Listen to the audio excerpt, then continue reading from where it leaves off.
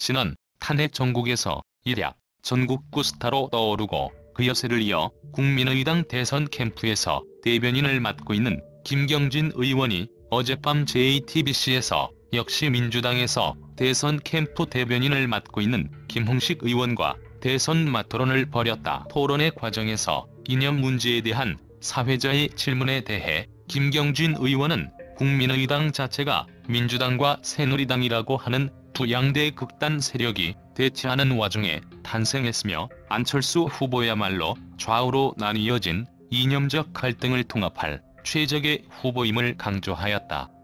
다음은 이에 대한 김경진 의원의 발언이다. 정책 같은 경우에 사드 문제도 그렇고 이념 문제를 빼고는 이야기가 안 되는 상황이 발생할 수 있다. 이렇게 지지층이 바뀔 때 정책의 안정성이 담보될 수 있느냐고 의문을 제기했다. 김경진 의원은 정책 자체의 선악, 호불호로 볼 수도 있지만 시각을 바꿔보면 민주당과 새누리당 두 양대 극단 세력이 있을 때 우리 국민의당이 탄생했다. 20대 국회에서 어느 때보다도 개원을 빨리 했고 타협과 협치가 가능했다. 국민의당이 중심축을 잡고 양당을 화해시키기 위해 노력했던 절차적 과정이 있다. 그래서 20대 국회가 원활하게 돌아갔다. 좌우를 가지는 것보다 하나의 정책에 어느 것이 최선인가를 찾아가는 게 맞다고 답했다. 김경진 의원은 국민의당은 일관된 자세를 가지고 왔다. 근본적 원칙은 가지고 가고 세부적으로는 중간자적 위치에서 역할을 했었다. 안철수 후보 개인이 살아온 이력과 대안, 비전이 대한민국을 이끄는 데 충분하다.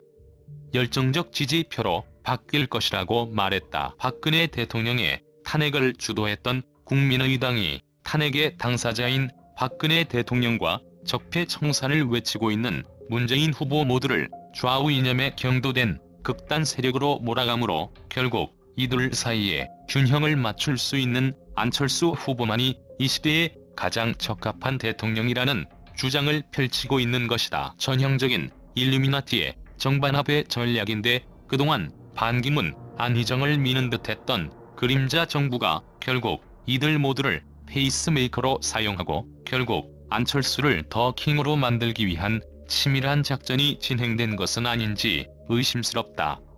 안희정의 낙마 이후 최근 종편을 중심으로 안철수를 밀기 위한 언론들의 움직임이 노골화되고 있다. 안철수 후보의 대변인을 맡고 있는 김경진 의원은 얼마 전 JTBC의 예능 프로그램 잡스에서 국회의원이 인공지능에게 직업을 빼앗기지 않으려면 사이보그가 되면 된다.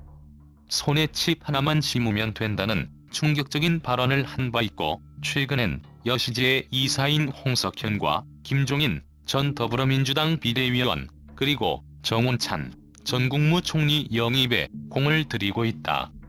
이들 모두는 좌우 이데올로기와 보수와 진보를 넘어서는 제3지대 정부 탄생을 주장하고 있다. 최근 김경진 의원이 영입에 공을 들이고 있는 홍석현은 일루미나티의 싱크탱크인 여시지의 이사로 여시제 창립에 주도적인 역할을 하였고 현 삼각위원회 아시아지부 부회장으로 알려져 있다. 그가 추대하고 있는 안철수 후보는 대한민국에서 이 분야의 최고의 전문가 중 한 사람으로 뽑히고 있어 만일 안철수 후보가 대통령이 된다면 다른 분야를 몰라도 4차 산업 육성이라는 명분을 가지고 원격 의료와 같이 7비식을 합법화하고 활성화시키는 정책은 확실하게 진행될 것으로 보인다. 김경진 의원이 대변인을 맡고 있는 국민의당 안철수 후보는 IoT 전문가로 자신이야말로 4차 산업혁명을 이끌 적임자임을 강조하고 있다. 안철수 후보가